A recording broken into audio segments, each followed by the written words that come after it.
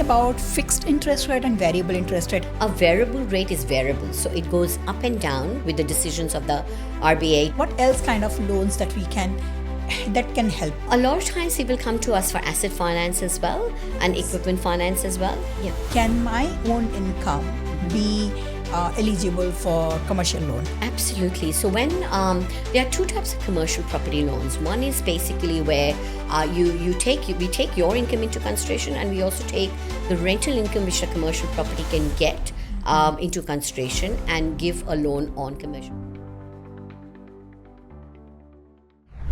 Hi, welcome to another episode of Inspire from Reality. At Inspire from Reality, we bring the story. The story can be a story of success, can be a story of failure, can be a story where we have pride and we have patted ourselves, or can be a story where we have licked our own wound. But all this story is what makes us. At our Inspire from Reality channel, we had accountants, we had property buyers agent, we had a lot of health people talking about, we had Wendy who spoke about franchisee, we had stablecoin discussion. All this discussion was about how to increase the property value or how to increase your finances. But there is one thing which we always forget is about interest rate, is about mortgage, is about something that facilitate us to use these powerful things like property, like in franchisee or like business investment. All these things comes down to mortgage. Today, we have Swarnima Mathur. Swarnima with 25 years of experience in BFS, banking and financial services. Today she is going to be here with us discussing about every details about mortgage. We are going to talk about youngster in investing in properties, or let's say a commercial loan, or what is line of credit, or how to leverage your equity, what is SMSF, and among all these things, how to move journey from one place to another place. Journey as in your financial journey, what kind of interest we are looking for. All these small bits and pieces are going to be discovered in detail. Let's welcome Swarnima. Swarnima, welcome to the... Hi, How are you? Alka, I'm good. Thank you so much for having me here today. It was really great. And in our channel, we always start from... We say that our past is what makes us today. True. And we are going to talk about where Swarnima was born, Yeah. how she moved to Australia, and your journey with banking after that, and how you created the business that you have today. And you have grown from single-handed to multiple people working with you. Correct. We want to know that journey, a Sure. bit about your family too. Yeah. But before that, we start, I would love to say, I love your calmness. Oh, thank the you. calm way you talk, it is amazing. Like, I'm always rushing. Like, I always and finish up my word. But you talk That's okay. so calmly, you stand up, you take your time, your words have weight. I really absolutely adore that. Thank you, Alka. You're very kind. And please tell us your journey. Okay, so I came to Australia in 2001 because part of our family is here, and they really wanted us to be with them, and we loved them as well. So we came here to be with our family and, start a life here. I was actually born in Jaipur in India, which is called the Pink City, and it's a city of forts and beautiful. So anyone planning the India trip, definitely visit Jaipur. And I started my banking journey from there in 1996, I think. That was my first job with Birla Finance, and then Kotak Mahindra there as well. Mm-hmm. And then I moved to Sydney, and I started working for Citibank. Citibank at that time was a very big investment center for various managed funds in foreign currency, etc. And I was on my way to become a financial planner. Would you believe it? So I actually worked in Citibank for, like a year or so, and had my baby daughter as well at the same time. And it was a challenging young family. We were new migrants, and we had a little baby as well. And I was doing my financial planning studies. So when my little girl would sleep, I would actually study very quickly and then come back and feed her or whatever, So those were the challenging days. And I think any new entrant to the country would actually relate to that, because we all go through the same things, But it's just the grit and love of your family which keeps you going, I think. And that's what happened with me exactly. So I started working for my own business. I remember I named it Australian Financial Services, and I was a broker. While my daughter was little, I was doing my financial planning course. I finished it in 1.5 years, and was also doing this business. I did it for 2 years, and I realized that I was very new to the country, where I was trying to serve the people. Even though my banking background was strong, I thought that I had to get back into the banking system in Australia to understand the details, thoroughly, and actually do a great service to the people who are actually coming to me, serve them better. So I actually went back into the bank, and I started with the Commonwealth Bank as a business development manager for them, in the whole of the Sydney CBD area. And so I was looking after, I think, 11 or 12 branches, and going around selling corporate connect type of solutions for mortgage lending for staff of different businesses. So we targeted really big, small, medium businesses, which had employees from 20 to 100 people, or even thousands of people, to be honest, and we did give a lot of seminars. I was giving a lot of seminars, a lot of information about what savings was, how you can get to your first home, and all of that. And that just brought out who I was, really. From there, I was headhunted by St. George Bank to become a mobile banker for them.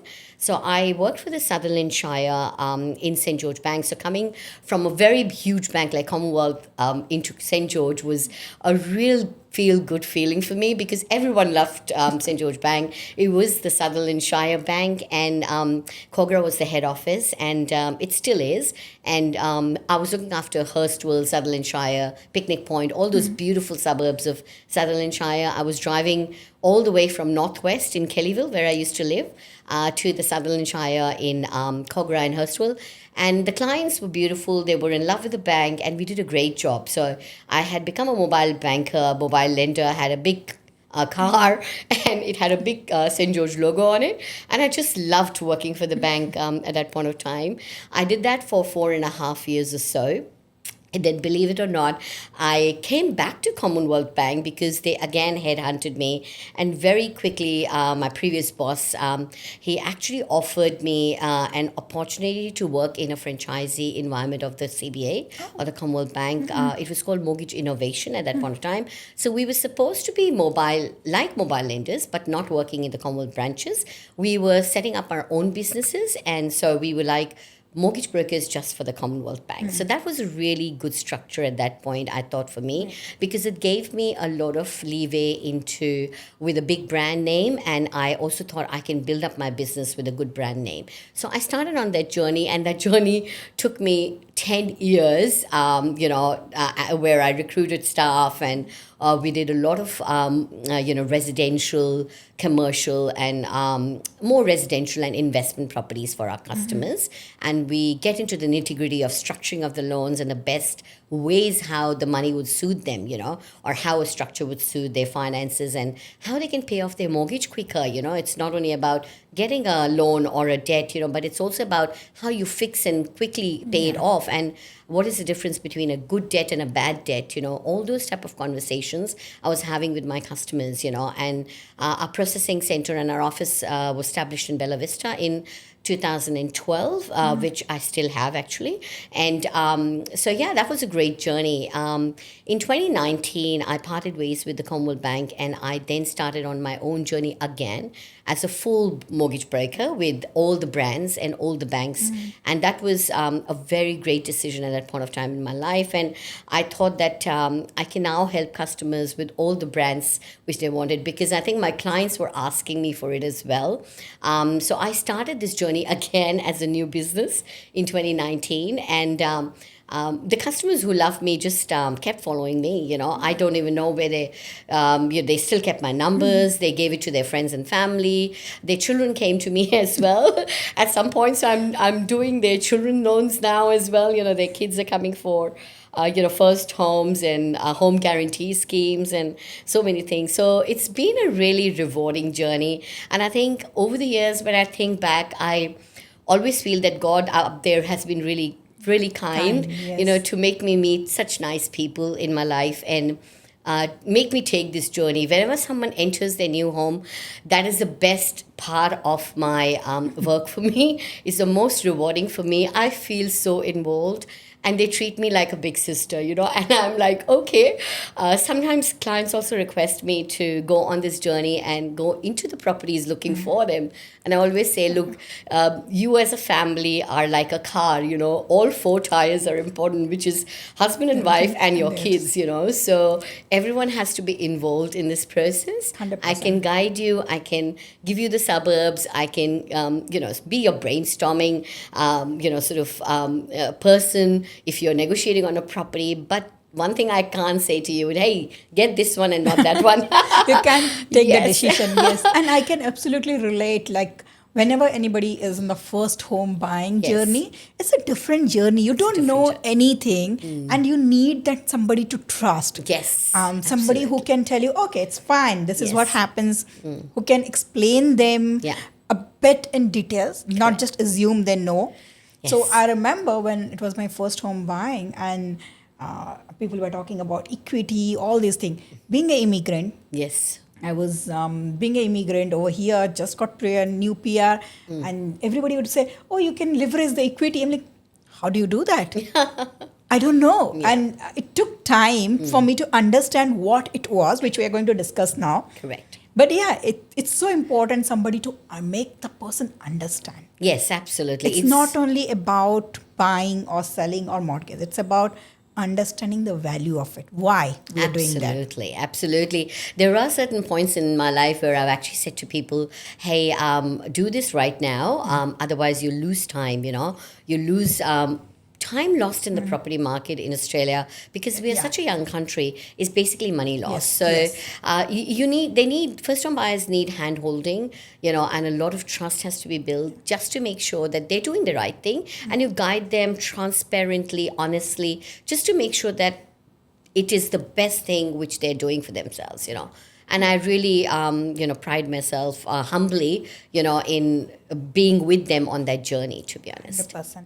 So, Swarnima, normally what happens is anyone in this country, whether you are an immigrant or you are born here, so you have two different stages. So, one, if you are born here, you are starting your journey very early into property. Yes. And then you have a super journey too, Correct. early. So that's a stage which we'll talk now. And then there is another person, those who are immigrants here, which is a maximum people over here are. Yes. So when they're coming, they have no idea Correct. how to grow, because when they're coming, they know that they're going to work here, they're going to earn money, or they might be coming as from a country which is not doing financially great, or from a country which is doing financially great too. Doesn't matter. Yeah. But they have a different journey, Correct. because for their understanding is different. So let's start with the young generation first. Yes. So let's say somebody is 18, 19 now. Let's talk about them. When is the time that they should be thinking about home investment? And when is the time they should start saving up their SMSF? And can we discuss about that also, putting a light on that, why it is so important for younger generation to save up the SMSF for earlier retirement or for a easier retirement, I would sure. say. Now, I'll go. That's a very good question, Alka. And it is very close to my heart as well, because I've got a 20-year-old in my house as well, my daughter. And so when she turned 18 and 19, she got her first job, a part-time job. The first thing we tried to discuss in the household was how to set up different savings account in different buckets. So something can be a transactional bucket where you can use the money for everyday expenses, and another bucket can be a savings bucket where you get a high interest rate from the bank and you save it for your future home, your future travel, and things like that. That was the first discussion we have in the household, I remember. She's grown up with me, so she knows property and everything very well. And the third discussion I had with her was actually putting a little bit of extra money in her super. And she asked me, why should I do that, Mum?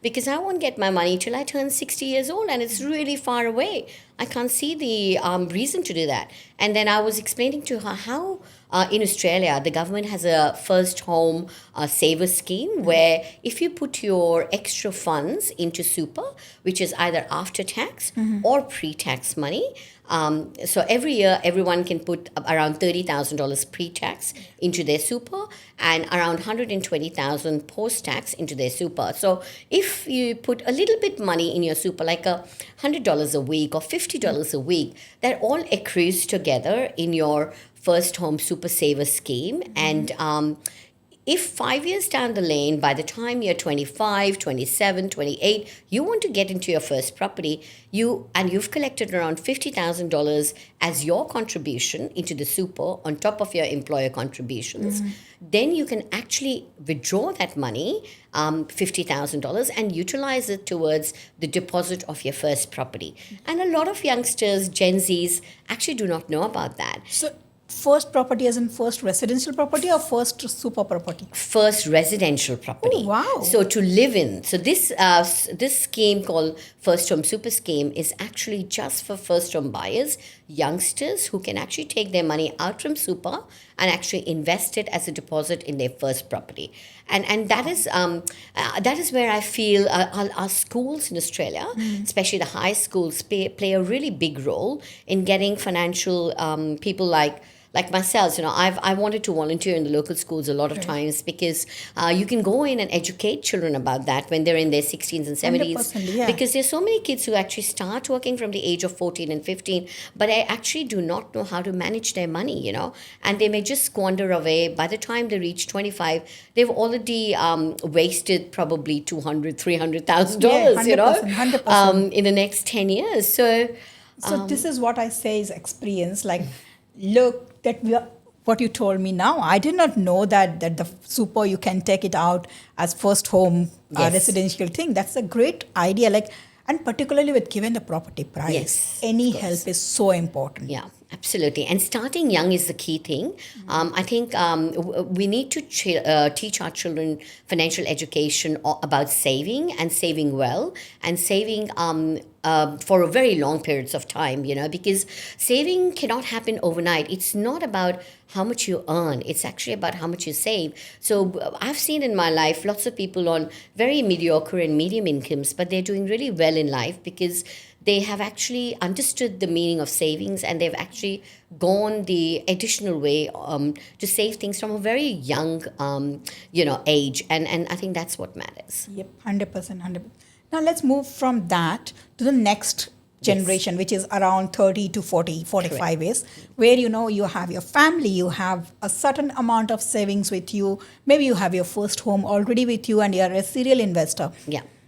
What kind of mortgage we are looking at that? Like, because I want you to tell about equity, how people can take care of the equity. Sure. We hear so many things, but let's hear from you how to strategize on that. Yeah, absolutely.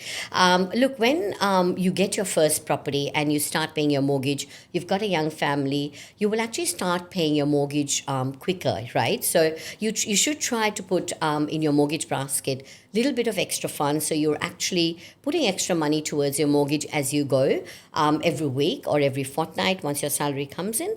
Because what you're doing is you're actually building up your equity in two ways. One is reducing the mortgage as you go increases your equity. So first, let's just understand what is equity. So for example, if you've got a property which is $1 million and you have a mortgage of $800,000 on it, that $200,000 of the property is actually your equity. So if tomorrow you were to sell that $1 million home and pay the bank $800,000 of the mortgage back, you will be left at $200,000, which is your money. And that your money portion is the equity we are talking about. So by paying your mortgage as much as you can, you're actually increasing your equity. So if you reduce your mortgage from $800,000 to $700,000, your equity in the property will go up to $300,000. Plus, another way to increase your equity is that the property prices move forward, right? So if the $1 million property after 5 years becomes maybe 1.3 or 1.4 million, then you have that additional equity there of 300 or 400,000 as well. So you're building equity as you go. Now, in the life stage between 30 to 40 years old, I always say to customers or even people I meet, that you should always concentrate on how you can leverage your money tax-wise. Because in Australia, as we understand, you get negative gearing benefits at this point of time. There has been talks about changing a few things, but we'll see how that goes and what happens. But at the moment, you do have negative gearing available in Australia. What do we mean by negative gearing? I'll give a short snippet of that. So if you do have a mortgage for an investment property, for example, for $500,000, and you're paying, say, for example, 30,000 in interest on that mortgage, but the rent you receive from that property is only $20,000, then the $10,000 loss which you make on that property can be deducted from your income. And that is called negative gearing. In other words, if you're on a 30% tax bracket and 10,000 was the loss, you get $3,000 back from the tax man into your pocket. And that's called negative gearing popularly. Now, a lot of age group 30 to 40, I say to my clients, when you're ready to buy your next property as an investment and you want to grow your wealth through property, always see first how much you've saved, how much mortgage you've reduced. I've got a classic example. At the moment, we've got a customer who's got a property worth 1.4 million, and their mortgage is, I think, just $1 million on that property. They have savings of around 200,000 in their offset account linked to the home loan, and they are thinking of buying another investment property. So I had this discussion with them, and I said to them, do you know about debt restructuring? And they had no idea. So the debt restructuring is basically you're trying to reduce your non-tax deductible debt, which is your owner-occupied home loan, and taking more of investment loan if you can. So we advised him to take out the equity from his property. He could probably take out $150,000, up to 80% lending of the valuation of his property. And then once we did that, we suggested to him to actually use some of that $200,000 he saved to actually reduce his mortgage from $1 million to $900,000 maybe. That would give him $100,000 more for the next investment property. So by doing that, what they did is they essentially increased their tax deductible debt, which is the new investment property they're going to get, right? And we also released an equity of $150,000 for them. Now, why did we do an equity release? Equity release is basically taking the money from the equity of your existing property, and the banks give you cash out money to do so. Now, once you get that cash out loan of $150,000, that money you can utilize towards paying for the stamp duty cost plus the deposit of the new property. So, for example, in this instance, our client is looking to borrow, to take a property around 750, 800, somewhere in another state. And so they would require a deposit of 160,000 if the property purchase price was 800, for example.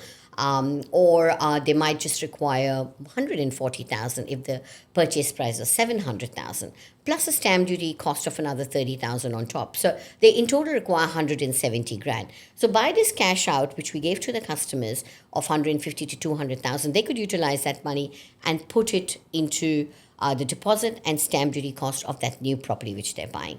And that's what essentially an equity release is. So what they're doing is basically they're having two tax deductible components, the 200,000 cash out they take and the loan for the new property which they're taking. So literally that's in a nutshell, but that's a really detailed description of... That is so amazing because so when we do that, you don't need a deposit amount to buy the next property. No, you're not using this one. So I know that the interest amount gets more. So your everyday lifestyle money, you are putting it back to the bank. But hey, you're growing the investment on that. Yeah. But you don't need to save anything to buy the house once you are into the investment game. It's just one equity helping you to buy the next. Yes. And the next is helping you to, as we grow, our kids, like my kids are at that age where they go out and they spend $200 is nothing for a play date for them now. Yeah. With this kind of expenditure, for me to save for the next deposit is very difficult. Yes, correct. So my equity helps that. Yes, correct. Whereas I can sustain my lifestyle with whatever we are earning or paying the EMIs and all these things. Yes. So what you told me right now is so, I can so relate to it. Yeah. And not me, so many of you will relate to it because this is what we do. And those who cannot relate, I would suggest you, please have a chat with Swarnima. Like, she's excellent in explaining all these things. Thank you, Alka. Yeah, no, I think you've hit the nail on correctly because, yes, young families, it's very hard with so much of expenses going. They can still siphon off a little money. So savings and debt go hand in hand. I'll always say to customers, pay off the home loan as much as possible, Yes. but simultaneously invest into something else as well so that you are building your wealth as you're going and just not living your life by paying the expenses and the mortgage owner occupied. The time lost in the property market is wealth lost in the property market and money lost. Yeah. Swarnima, tell me about fixed interest rate and variable interest rate, and currently as the price is going up, what Yes. kind of trend we are seeing and what is actually correct thing to do? Yeah, sure. So, Alka, fixed and variable rates are very simple to understand. A variable rate is variable, so it goes up and down with the decisions of the RBA to do the interest rate increases or interest rate decreases, right? So that's a variable rate. So if the variable rate was 5.5 yesterday, and today, because of the 0.25% increase of the RBA rate, the rate will go from 5.5% to 5.75% for you because the RBA increased the variable rate by 0.25%. So simple to understand. What is a fixed rate? Fixed rate is a fixed rate for a particular period of time or a term. So, for example, there are 1 year, 2 year, 3 year, 4 year, 5 year, and now even 10 year fixed rates, right? Now, so if you want to choose a fixed rate because you know that in the next 2 to 3 years you will go the family way or you will go on a maternity leave and your family income will be halved, and you want to make sure that your repayments on the mortgage remain the same, then you can split your loan into fixed and variable. So you could have maybe 80% of the loan fixed so that you know exactly what's happening with your mortgage repayments and they are steady. Or you could have 100% of your mortgage fixed. Now, the benefit of splitting your loan into fixed and variable is that 20% component or 10% variable component can basically be variable so that you can put extra money into the variable component more and reduce the mortgage as you're going. Because in a fixed rate loan, even though your fixed term is there and your repayments are fixed, you can only usually pay $10,000 extra into the mortgage every year. Every bank is different, every lender is different. Some may allow to pay 10,000, some may allow 20,000, some may allow 25,000, right? So it depends upon the lender. But generally that's what a fixed and variable rate is. Now, in the current scenario and situation, a lot of customers fix their rates or partially fix their rates in the last 3 months because of the rising interest rates. So a lot of them were worried that maybe the interest rate rise quite a bit. Maybe it goes up by 0.75 or 1% during the whole year. So a lot of them sort of stuck to fixed rates. So basically, our banks are quite intelligent.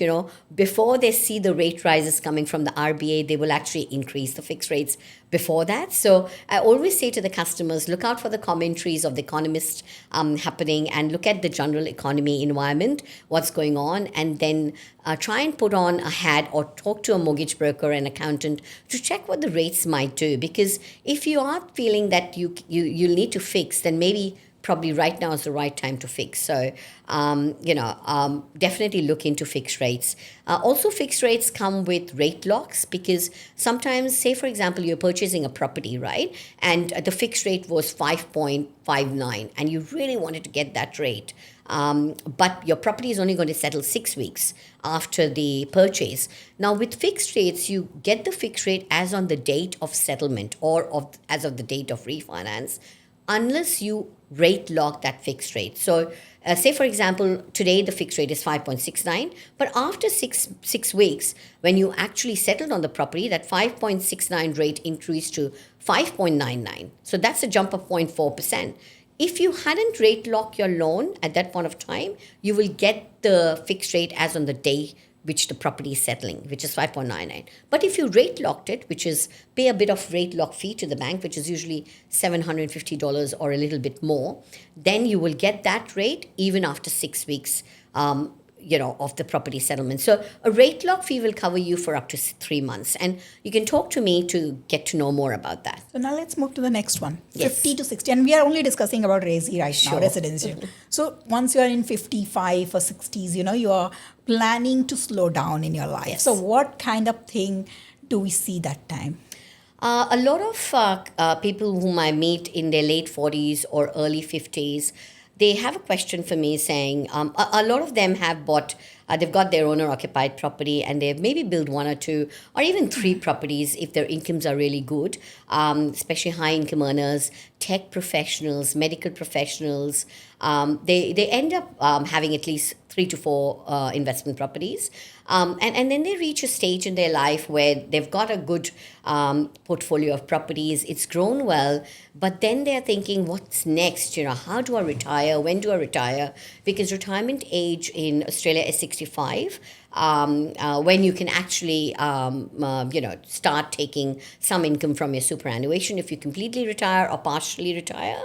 So that's the question in their minds. And I always say to them, if you have had your super and you've got your superannuation, a lot of them come to me saying, we still want to invest in property, but we've reached our maximum and, we cannot actually get to the next, right? And so I say to them, look, there is another avenue called self-managed super fund, which at the moment as well is going really well in you can invest in your next property, which because you still have another 15 years to retiring, right? From 50 to 65. And that's a really long period of time to be able to, get into another property and give that time to that property to increase further. So I always ask them to look into their finances at that point of time and see if they can spare some money from their super to be able to invest into another's property, which can be into maybe a low cost base and stuff, and give them more time to increase the value of that property. So it's very important to look for properties which are in capital growth areas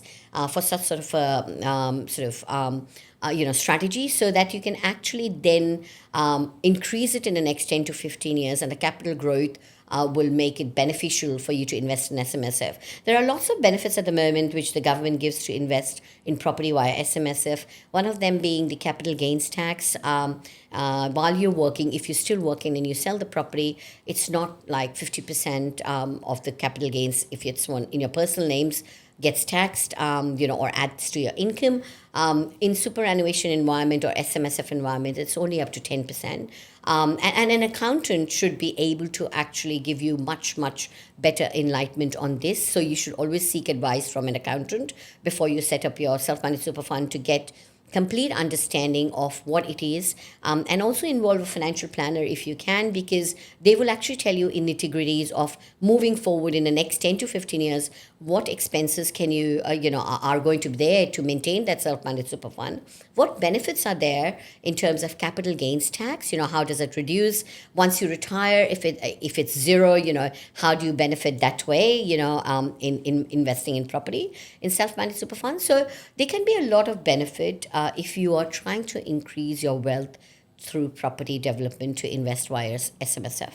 And I know that, Swarnima, you have a good network of accountants and financial planner too to help your clients out. It's not like they come to you only for mortgage and mortgage is done. No, yeah. I know you work very closely with the buyers and with real estate and everything. You provide, Correct. It's not that you are providing the advice, but you make them connect with the correct people, Correct, yes. those who are like you, Yeah. and they can help them, right? Exactly.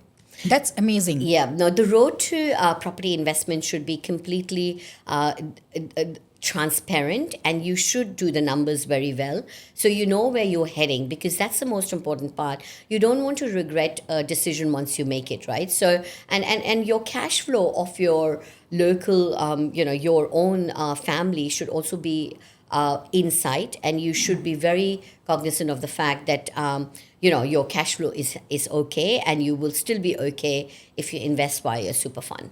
Right. Let's talk about the very interesting thing. RBA. What's happening with the interest rate, with inflation, with the war? Oh my God. yes. With so many things happening. Yeah. Yes. I'm very happy that there's a ceasefire right now, but it's very fragile as well, as we know. So, we don't know how things change in this world anymore, to be honest. And I always say to people, prepare for the unknown, in today's environment, prepare for the unknown.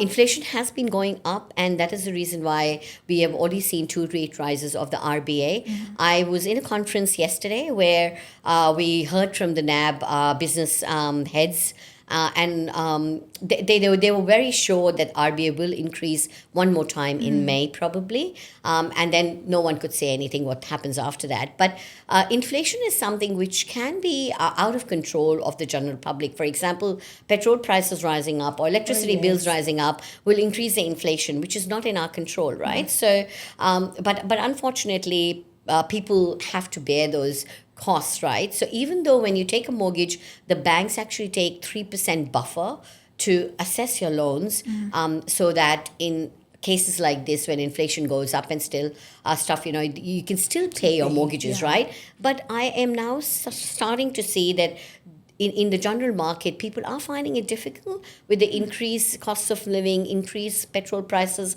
People are now trying to see whether they should take their kids to sports and spend on gymnastics and dancing and 5 activities a week, or they should cut back on their activities a little bit and spend more on groceries. So that type of a decision, young families, I'm starting to see that they now have to start making in this environment. So I can say that probably we'll see one more rate rise in May, and then hopefully things will start to calm down a little bit.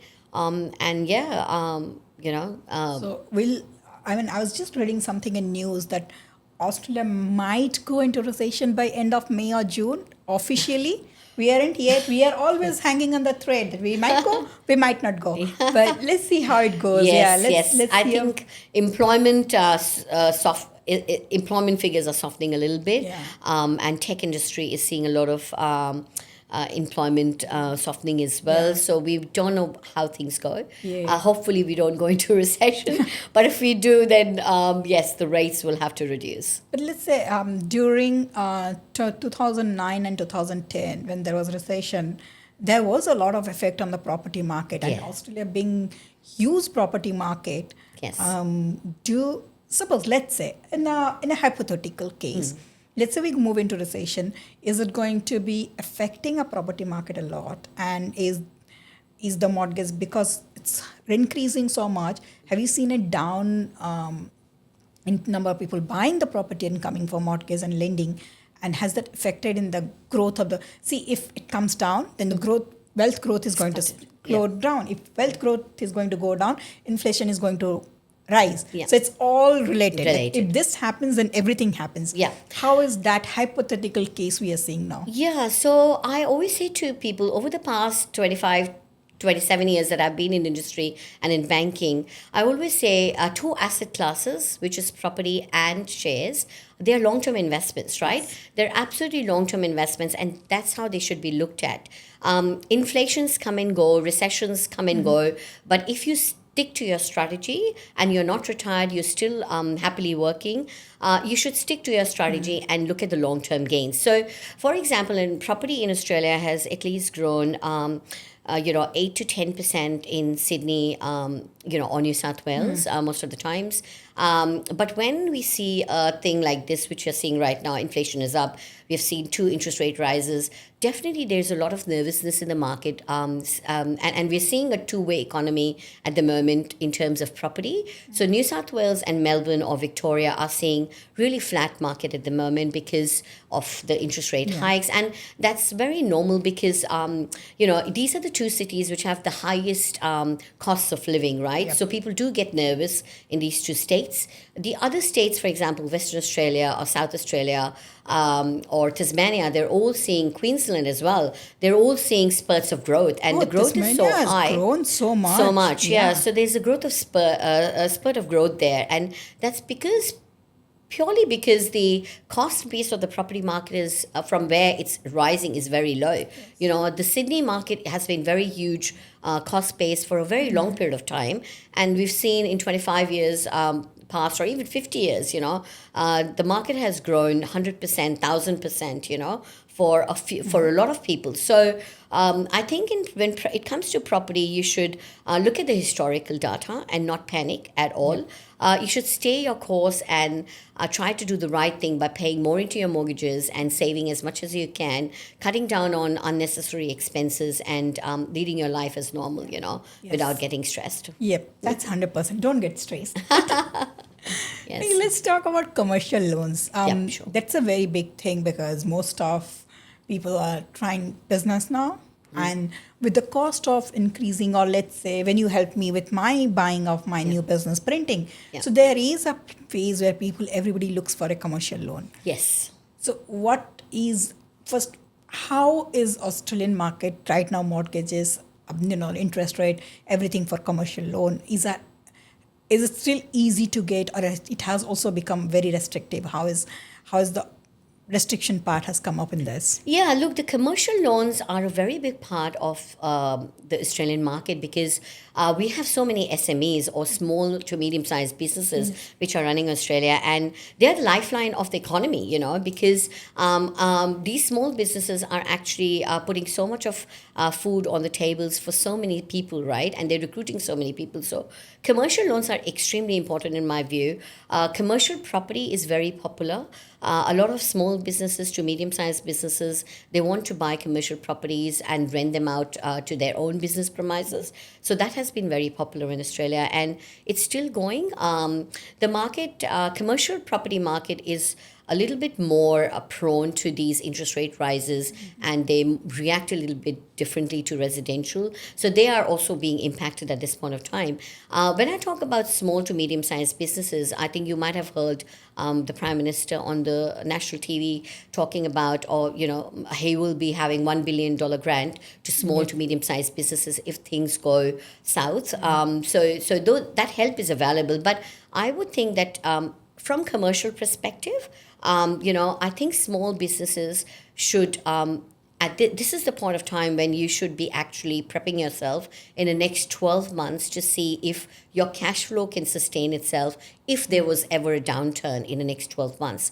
And the right now to prepare for it is right now, because if you prepare right now, when I say prepare, I mean, do you have an overdraft facility in your small business? Do you have a line of credit in your small business?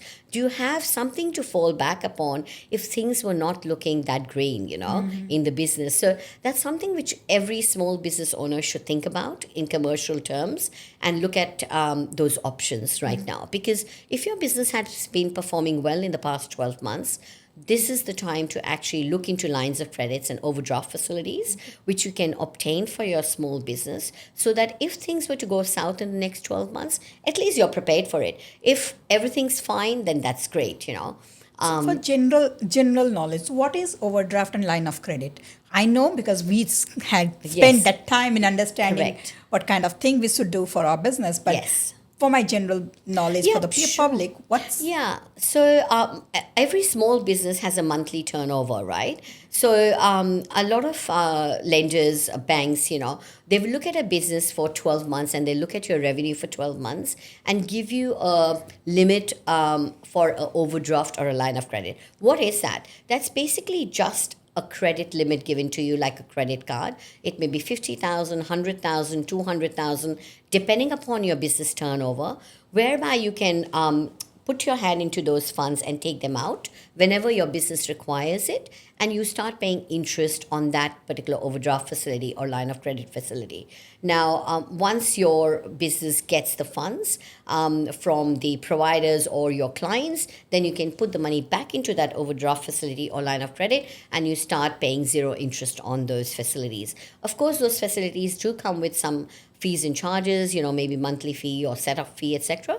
But they are a really great way for your business to fall back upon some kind of cash funding if the need arises. So, for a classic example, in a manufacturing business, or where the small business is actually waiting for their credit providers to actually pay them back, or debt providers to actually pay them that back, the clients to pay them back for the services they provided, but they have to buy material, to sustain their growth. That is the situation where if they do have these type of facilities like overdrafts or lines of credit, it can be very useful for those businesses, because they can actually take their materials and continue with the business. Once their creditors pay them, then they can actually go back and pay off those overdrafts and stuff. 100%? And the new businesses, AI, people, those who are giving AI products, Yes. they need this because they have to wait for the for their clients to pay them. Correct. But they have to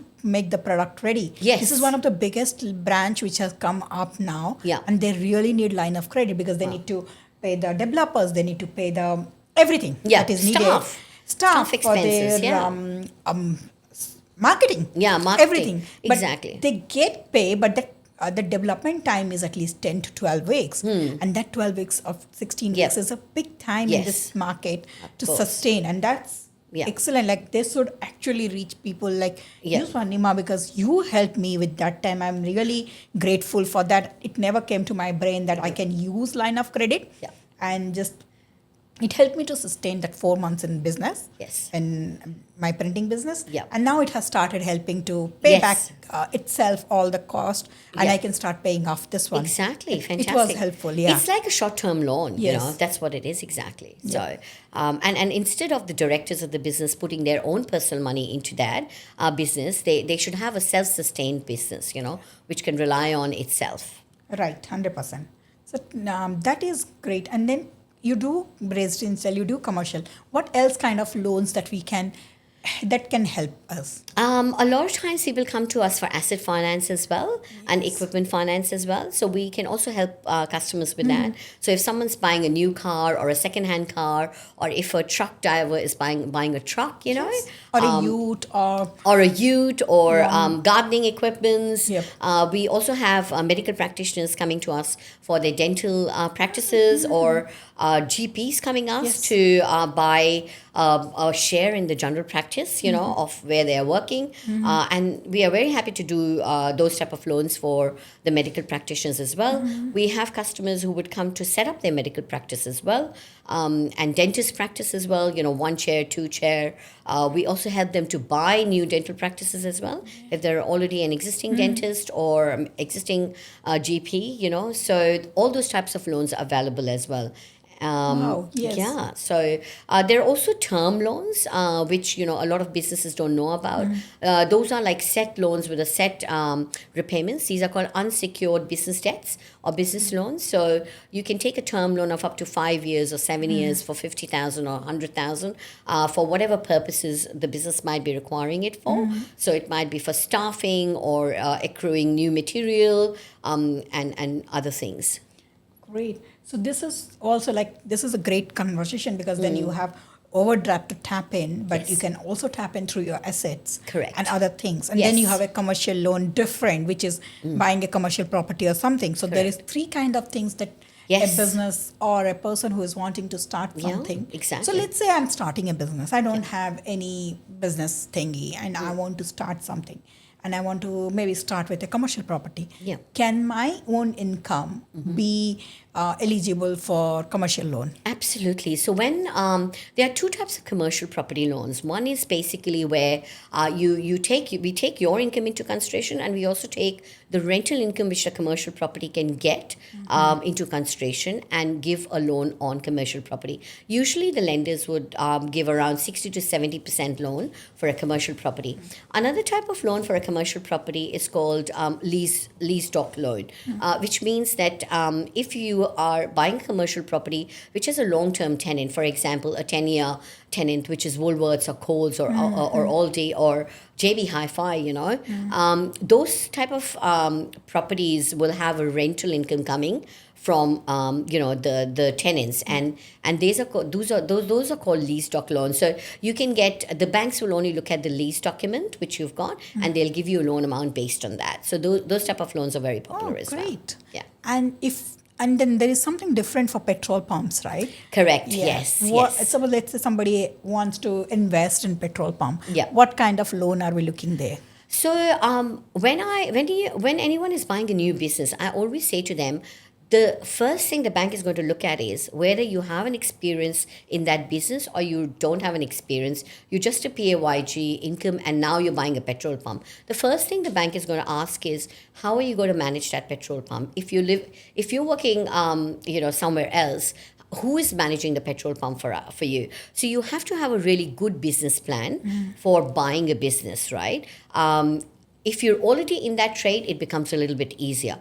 Plus, they will look at the existing business financials, of the current business which you're trying to purchase for the last 2 years, how that's been performing, plus the projected financials of that business, how that business is going to perform in the future.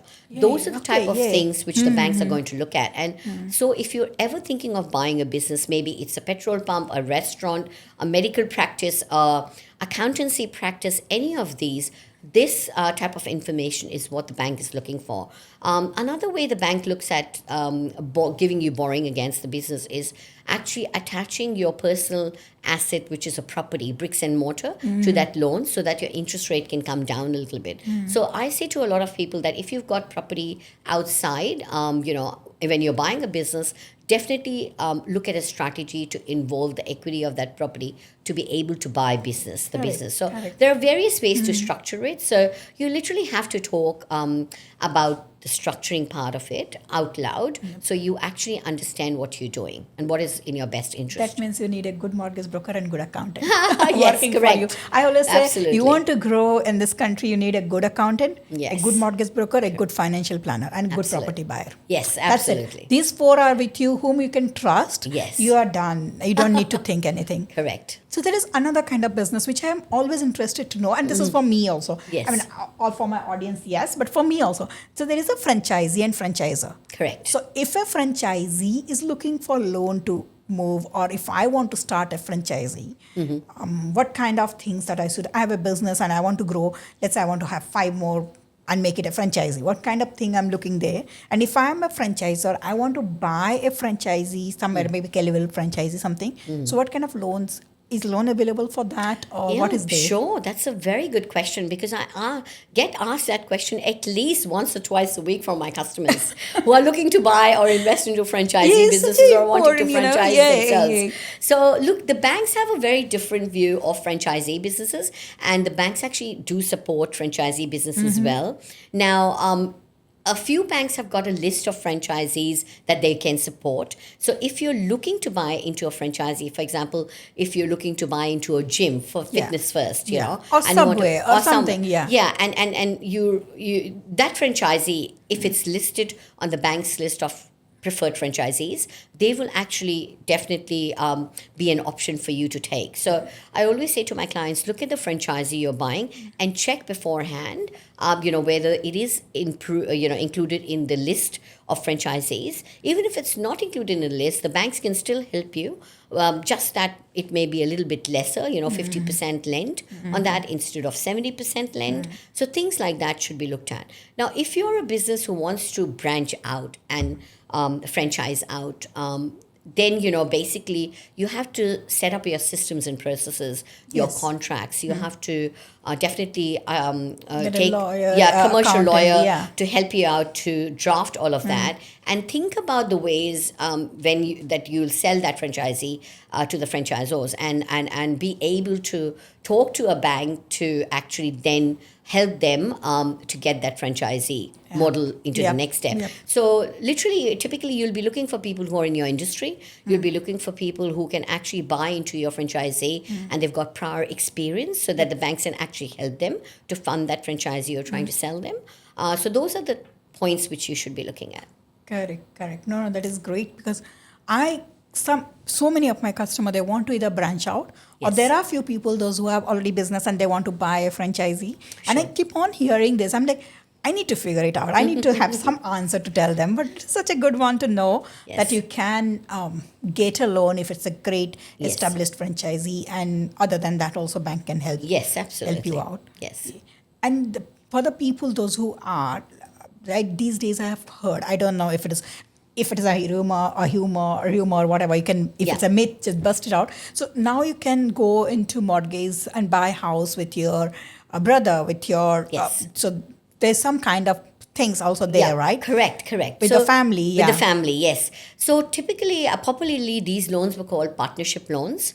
So in partnership loans, you can actually buy a property with your siblings, a brother, sister, or even friends, right? So they are typically loans where two people come together, they pool their resources in terms of deposit for the property and cost for the stamp duty, and then they buy a property together. Their finances are still separate. So one part of the loan will have the main So say they're applicants A and B, who are friends and want to buy a property together. So the applicant A's income will be assessed to assess their share of the property, and the applicants B will also be assessed to share their part of the property, or of the loan. Now, the customer B will be a guarantor to the customer's A loan, and customer A loan will be a guarantor to the customer's B loan. Their finances can still be kept separate. Their net banking will be separate. Their savings account can be separate. The loan accounts can be two split, part one and part two. Part one can be customers A, part two B can be customers B. So they pay their own repayments for the loan, and so it's two separate loans, but for one property. But the thing which is very important in this scenario to understand is that when they ever sell their property, or when they ever have to do things on the property, they have to go to the bank in a combined way, or they have to sell it together. If one person sells their share to the other person, then there might be stamp duty repercussions, which you need to be aware of. So you're doing it in a combined way, so it has to be a combined way. For the bank, it's each customer is equally and civilly liable for the loan. So if you have $500,000 loan split into 250 and 250, for the bank, they can come to either Mr. A or Mr. B saying, you're liable for the whole 500,000, and that is what you're signing up in mortgage documentation.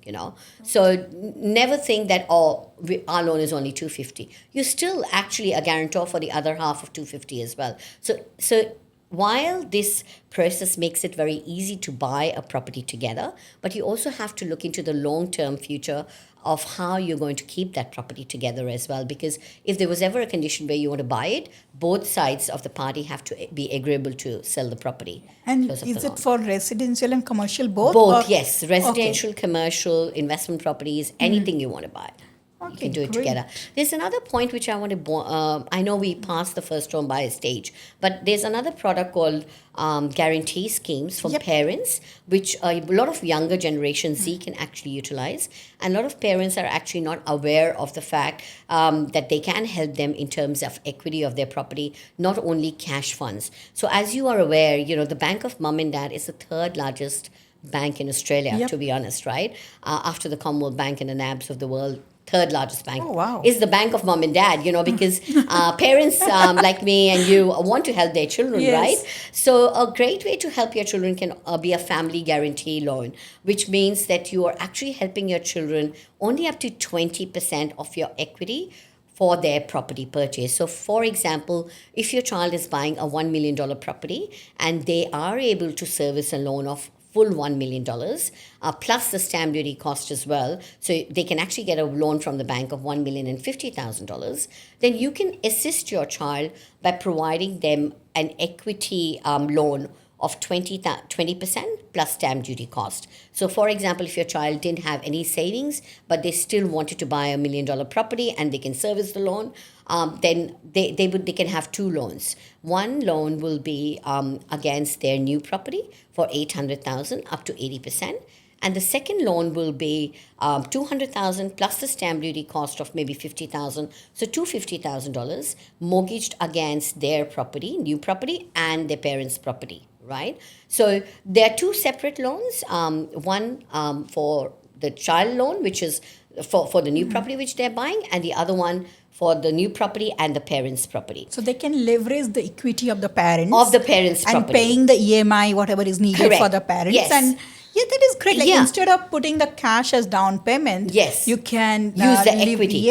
And I suggest to the parents that if they do have an investment property, they always use the investment property to do a family guarantee loan rather than their owner-occupied property. And I also say to the children that if you are taking a family guarantee loan, always try to pay off the portion of your parents' loan much quicker than your own so that they can be released of the guarantee. So I've had in my past 25 years of experience, so many children take parents' family guarantee loans, and within 5 years, the parents can be released of the guarantee, or 6 or 7 years. And they have come back to me and said, hey, my parents, I'm ready now. Please, can you release my parents' property from guarantee? And it is one of the best things I feel happy to do, that release their parents of the guarantee. Will be so proud to see that. So tell me, if it is first home buyers thingy where you put 5% deposit, that 5% deposit can come from the parents' equity. Yes, so this parents' guarantee scheme will probably typically be used in circumstances where, they need 20% deposit, the 5% family guarantee, the government guarantee scheme, which you're talking about, or family guarantee as it's called, that's a entirely separate scheme. That's a government scheme where people, permanent residents, Yes. new immigrants, citizens of Australia, or even kids, younger Generation generation, Z, yes. who are buying property can pay only 5% deposit, Yep. and there is no mortgage, lender's mortgage insurance they pay, Right. because the 15% deposit of that property is being guaranteed by the government, Yes. right? And in October, the government actually upped the price caps. So that's another, you can see a lot of videos on my Instagram and LinkedIn on this. You should follow. Yeah, please follow my Yeah, I will Instagram, be in the LinkedIn, and description, TikTok. yeah. Yes. And I've made heaps of videos around 5% home guarantee scheme where Yep. people can actually benefit from it so much by entering the property market much quicker. 100%. 100%. Yeah. I just say to any youth who is there, take the advantage of this as soon as possible, because the Correct. sooner you are in, even if it is far away, it doesn't matter. The sooner you're in the property, that property by the 5 years, the growth that will give you Yes. will let you buy the next one. Correct. And by the time you are ready to settle down with your family or start family, you have two investment properties Yes. to help you to fund your own home. Yes, exactly. Absolutely. This is called rent vesting, Yeah. which you just spoke. Yes, stay with the parents, pay Yes. them the EMI, pay them the rent, and just build your property. Build your property portfolio. Well, no one did that with us, right? Yes. When you and Correct, me, yeah. when you migrated, or I migrated, we did everything. We were Yes. paying rent, saving for the house. Yes. I came from Singapore. I came with a kid also. Yeah. So taking care of kids, daycare. We were on employment visa, so Yeah. the daycare was fully charged to us. Oh, wow. So it was $110 Yeah. per day. Putting 3 days is $300 a week. Yes. It was a huge Exactly. struggle, and with that, where we have come up Exactly. is because we understood earlier this game Correct. of Yeah. how to leverage the equity, or Yeah. how to understand the game, Yes. or how it took. Still, we did our own mistakes. Everybody Yeah. does it. Yeah. But then slowly, and this is what happened when I started doing business. I started helping other businesses. I understood the power of this 5 people I told. Yeah.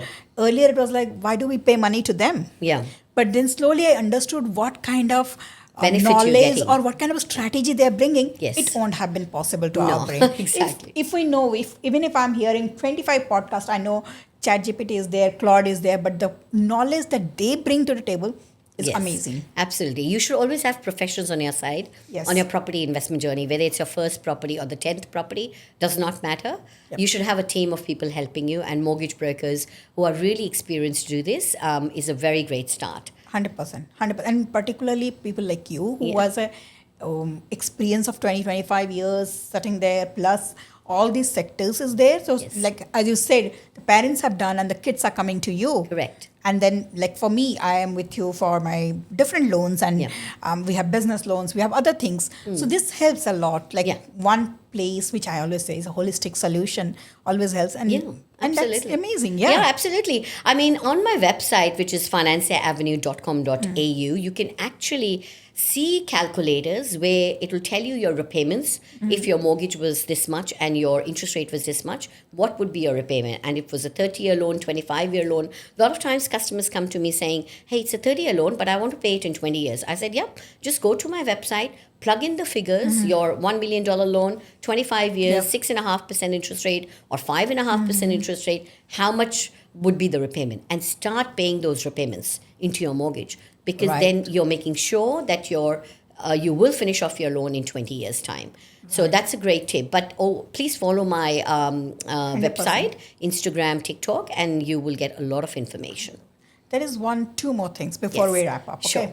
The second thing is when we are talking about commercial. So let's say self-employed person, Yeah. and they want to go for mortgage, Yes. for a investment or for their own home. Sure. How difficult it is for a self-employed person to apply for loans? Look, not difficult at all. Nowadays, the lenders have actually opened their doors and hearts to self-employed people a lot. And to the extent that if a self-employed person, usually people who are running their own small mortgage business, small businesses of any kind of form, are big savers. I've noticed that, and they bring in with them usually 20% deposits. Now, if you are that type of a small business owner who's bringing in their 20% deposit and they want to buy their first home or an investment property, definitely, you should look into lenders, because lenders nowadays have got simple strategies, like if you paid yourself an income or salary over 6 months, and you can prove it by giving your income statement from MyGov, which means you've done your badge, you've paid your taxes, then they will just take the director's income into consideration and do the servicing of the loan for you, rather than taking your full company financials and profit and loss accounts and income statements. If your loan amounts are more than 80%, so you want 90 to 95%, yes, definitely the banks will ask your full financials of the PTY Limited company, and they can look into your net profit and include that in your personal incomes. To every small to medium business size, I always say to them, if you're a director of your company, please draw a wage for yourself.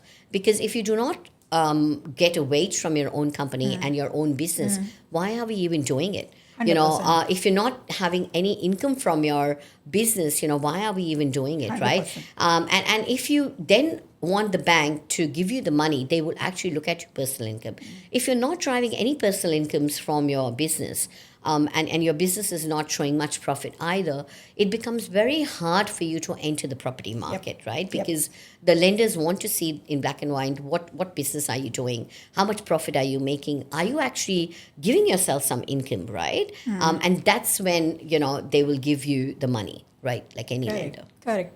And that is a very important thing. We meet so many self-employed, and that's the only hiccups they always feel like, whether they can start and how soon they can start. But that's as long as you have 20% and you're paying yourself, you can just start. There are options of low documentation loans as well in the Australian market, but they're as good as full income, because they will ask for self-declaring your income, but then they will also ask for maybe an accountant's letter. So for example, if you said my income is $200,000 a year, they will want to support it by an accountant's letter. So your accountant has to say, yes, I agree, this income is 200, or the customer is okay to pay the loan, and the repayments are going to be all right.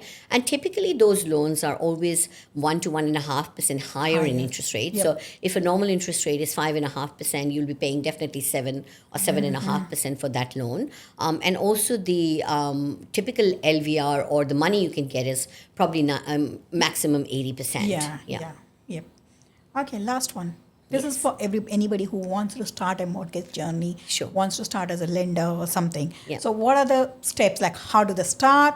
It's a very compliant industry. Correct. And you need to know things. Yes. You need to train under somebody. So I know you have team members. Do you Yes. take people to train under you? And just normal, like anybody who is listening here and is thinking of starting something on, and maybe starting a mortgage business, what should they be looking at? First of all, to start any sort of business, whether it's a mortgage business or any other kind of business, you should be very confident that you can market yourself, you can market your services, you can build up that trusting relationship with your clients, and to top it all, you will really go out of your way to service your customers, and you will make sure that you're doing it honestly and transparently for them. That is the crux of becoming a good mortgage broker, right? Or any other sort of small business owner. If you talk about mortgage broking and being a lender yourself, I think some sort of experience in financial industry would be really good, or even in sales would be very good, because, or marketing would be very good, because you know the power of no, and you know the power of continuing on your journey. Even if you get 1,000 no's or millions of no's, you still have the power to keep going on your route. Yes, our industry is heavily compliant, and we are very much into sort of ASIC, forte as well, to check that we're doing the right thing. But one good thing the mortgage brokers have got is the best interest duty, right? Which means that we always have to work in the best interest of our customers. And we always have to explain them why we are doing things we are doing, and make sure that we are doing the right thing by them. And they understand the whole process, right? So yes, we've got mortgage brokers on our team, and I train them. I'm a mentor for a few mortgage brokers as well. So basically, you have to do mentoring under a experienced licensed mortgage broker for 2 years before you can go on your own and own your own mortgage broker. But I always say to people, work under someone who is really experienced so that you can get the tricks of the trade, and also not only that, you become the best self in the business, and you actually learn how to do marketing. So for any business, the blood of the business is basically clients, right? So if you can position yourself in front of people, you can talk to them, you can provide them the solution. We are actually solution providers, and you can know their pain points. You can uncover the needs, which they're wanting, and then go ahead with that mindset rather than a mindset of, oh, I'm going to get a sale, or this is my bread and butter. All that thought has to be kept behind you, and the only thought which should be that how to serve the customer the best in front of me, even if that means that you have to say no to them, and we can't help you right now, but we can probably help you in the next 6 months, then that should be the right approach. 100%. And I always say, like for marketing particularly, I say it is about human relationship. Yes. How you, even if you're doing digital marketing, Swarnima, it's about how you are cultivating that relationship through digital platform. Yes. It's not about just posting a video or just saying something that you saw on ChatGPT. Correct. It's about how that thing that you're saying, the way you are saying, how is it connecting with the people. Yep. So 100%, if you're starting any business, yes, need to know how to sell yourself, your services. Yes.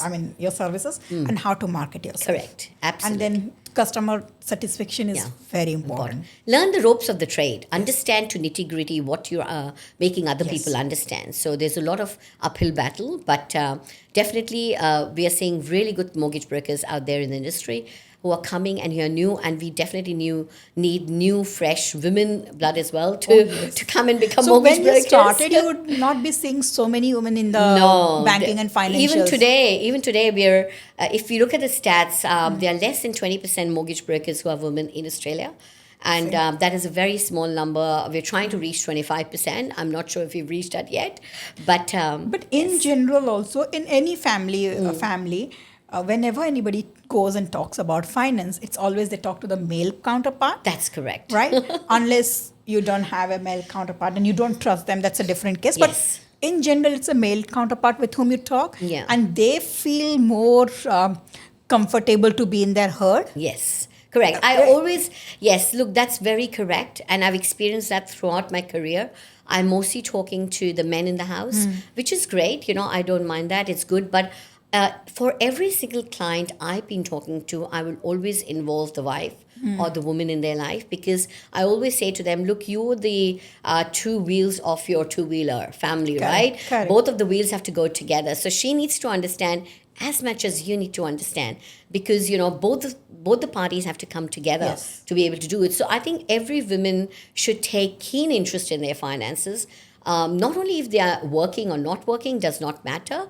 Women can be actual stone of the family to take the finances ahead in the family. 100%. So, even if when it comes to savings, instead of I always feel instead of male like husbands or male partners saying that, oh, we are leaking, we need to save. If woman has an idea to that, they themselves plug the savings. They even don't say. They start plugging the savings soon, plugging the cash outflow soon, and it makes a huge difference. I remember my mom. My mom and my parents are both medical practitioners, and my mom was a gynecologist back home. She's retired now. She had a pool of funds which she used to save on the side of her own, right? Out of the home expenses we had.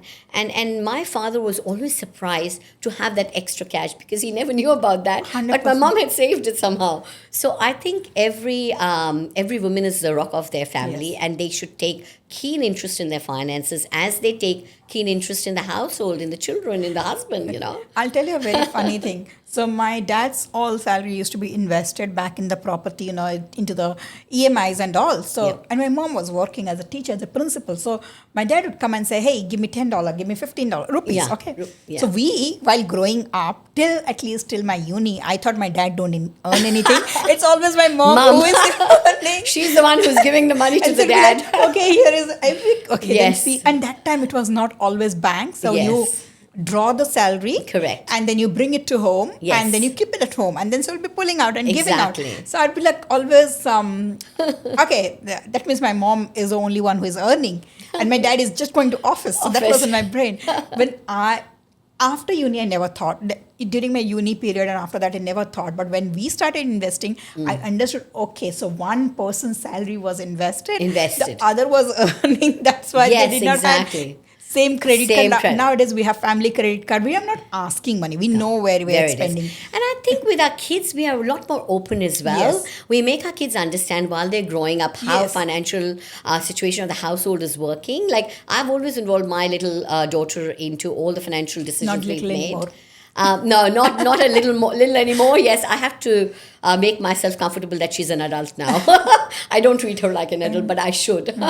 So I think we're more comfortable, and I think financial freedom is for everyone, for men and women, and Yes. it should be an equality which we should recognize along with everything else. Yeah. Yes. And then understanding the finances of the house, not just for anybody who is not working. I'm saying because we all took break because of our. Yeah. We take break because we have Maternity kids leaves. to Yes. raise. We are moving families with our with the countries and Yes, all. exactly. So during that time, it is very important to know what is happening. Yes. Because it is not only that you get $500 to expenditure for a week, you adjust with it. It's not about that. No. It's about understanding where the money is coming, where it is going. Exactly. Then when the time comes, you know where to strategize and you Exactly. have a very better view. Exactly. No, I completely agree. Lots of women who are non-working are actually, again, I would say the rock of their families Yes. because without them, it's not going to move forward. They know how to save money, and they know where to put the money as well. 100%. Yeah. But with this, thank you Yes. so much for coming. It was pleasure talking to you. We got so much of information. Thank you. And parents particularly, I Thank would you. suggest that if you are watching, let your kids know. You will be posting the reels and Yes. we'll be posting the reels. Definitely make your younger kids listen to the reels where we are talking about the first home buyer scheme or where parents equity, all these things. It's so important for Yes. younger generation to understand. We are at certain stage. We have done something and something else will be built up. But those who are starting, they have a long run. They can Yes. just do magic with the understanding of the finances. That's so true. Thank you so much, Alka, for having me. It was a pleasure to be on this journey with you. Very touching. Thank you. Thank you. Touched.